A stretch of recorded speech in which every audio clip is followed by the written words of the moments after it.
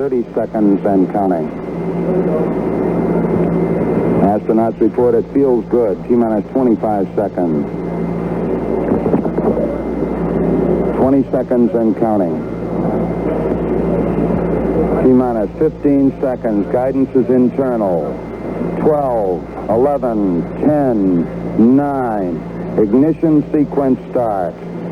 6, 5, 4, 3, 2, 1, 0. All engine running. Liftoff. We have a liftoff. 32 minutes past the hour. Liftoff on Apollo 11. Tower cleared. We got a roll program. Neil Armstrong reporting the roll and pitch program, which puts Apollo 11 on a proper heading.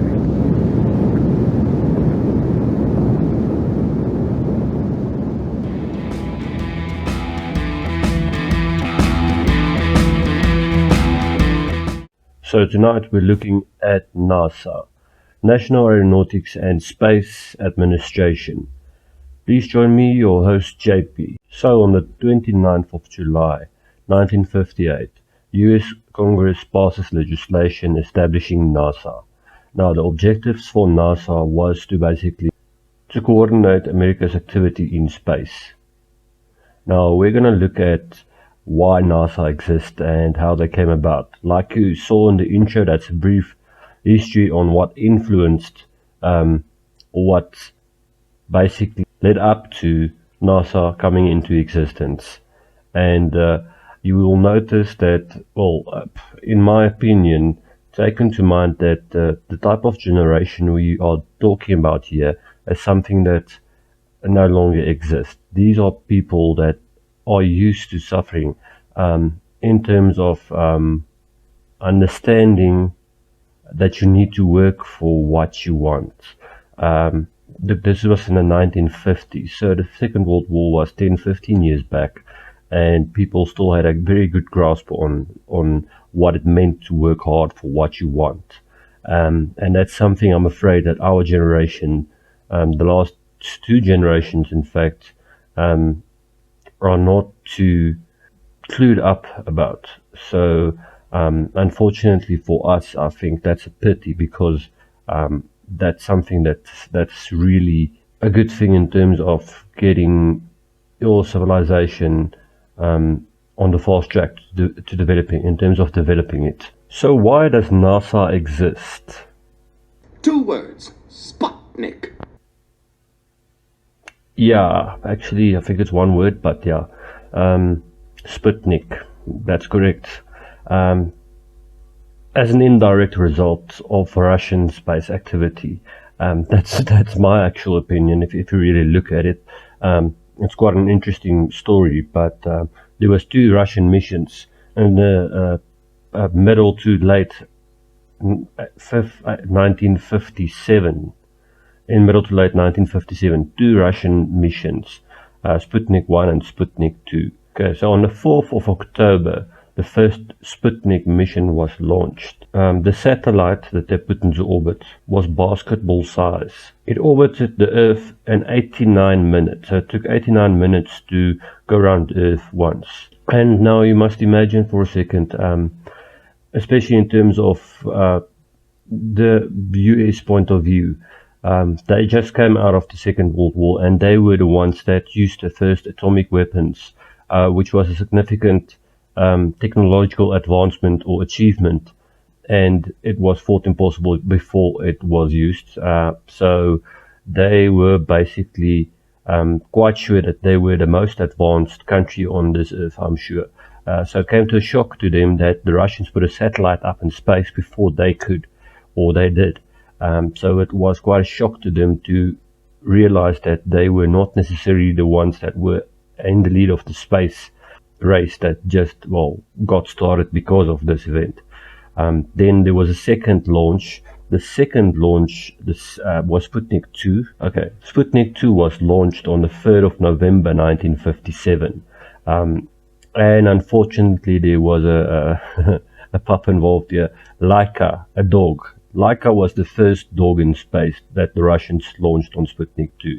And this further ensured that the Americans or the United States knew that they were not in the lead in terms of space exploration and the space industry. So they felt a bit more embarrassed after this, and they were convinced that they needed to do something more. And this basically pushed the Americans into starting NASA. So this was basically the main fuel for the Americans to push them towards starting NASA, which at the end of the day got the space race started, and one of the biggest rivalries in history got started.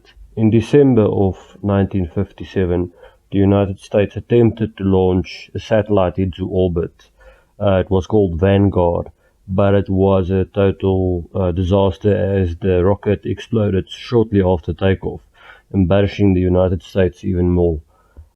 Then finally, on the 31st of January 1958, the United States succeeded in putting the first satellite in orbit. That was Explorer 1. So they finally got it right, and the space race officially kicked off after this, because now they knew they were on the right track and the ball was rolling for the first time, and the space race was officially underway. And look, the space race was not something that was without consequence. There was a few disasters on both sides, the Russian and the American side. But for today, I'm only covering the American side. In future, I think I might make a video about the Russian space program as well.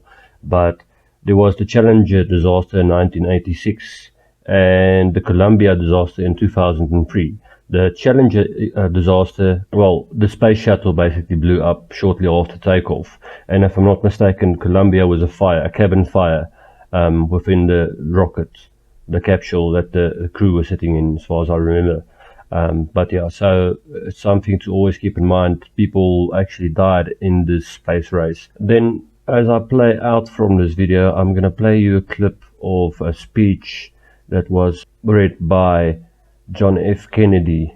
That is quite significant in my opinion, because I don't think that we get politicians like that anymore, unfortunately. I think the politicians that we get today are basically all just intent on saying bad things about each other and not focusing on the problems that the world faces. I mean, the greater good of humanity should be the first step and the first goal. The greater goal of your own country's people as well should be the most important thing. The people that built your country should be the important thing. The people, not just the people that voted you, but every citizen of your country should be the important thing to you as a politician. And I don't think we have that type of caliber leaders in the world anymore, unfortunately. Like I said earlier, that type of people I don't think exist at this stage, because the generation that we are part of did not go through what previous generations, especially at the 60s, 50s, around about there, what they went through. And our experiences molds us as human beings and makes us make the decisions that we do. I think those leaders had a bigger picture of life as a whole, and they aimed, as I've mentioned in previous video, they aimed for the stars. That's why they ended up hitting the moon. And so yeah, it's pretty sad that our generation gets stuck on small issues, and when there is public speeches by politicians, they focus on slandering each other and calling each other bad words. It sounds like teenagers having a fight. Really do yourself a favor, and this is on both sides of the political perspective. I think it's the same situation, and I think the world is in trouble unless people change their minds. And I pray to God that we don't need to go through another world war for people to become what they need to be to make a living and to see things for what they are.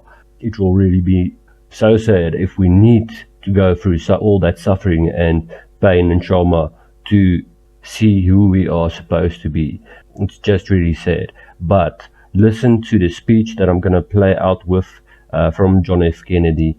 This is his moon speech from 1962, if I'm not mistaken.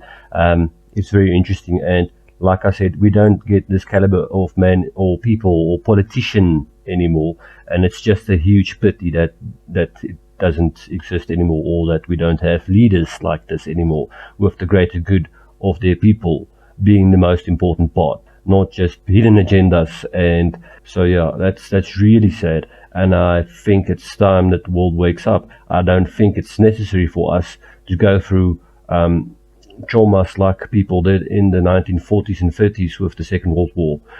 Those people, like I said, the wars that they went through made who they were. It caused them to be the people that they were. And I don't think it's necessary for us to go through all that shit once more for humanity to start realizing what we need to be and what we should do in life. It's just really sad. We should all be able to get along and to focus on the greater good of humanity. And just for closing, just before I play the speech by JFK, I'd just like to give a shout out to Gerrit. Thanks for the inspiration, buddy. I really appreciate it. And guys, if you want to have some inspiration, just take a look below. I'll put a link in the description to one of Gerrit's videos. Also up and coming YouTuber like myself, also doing a great job. Thanks for the advice, Gerrit. I really appreciate it. And guys, please give me a like, subscribe, please subscribe. I need you guys, and I appreciate you guys that's watching. Thanks and goodbye. But why, some say, the moon? Why choose this as our goal? And they may well ask, why climb the highest mountain? Why 35 years ago fly the Atlantic? Why does Rice play Texas? We choose to go to the moon. We choose to go to the moon.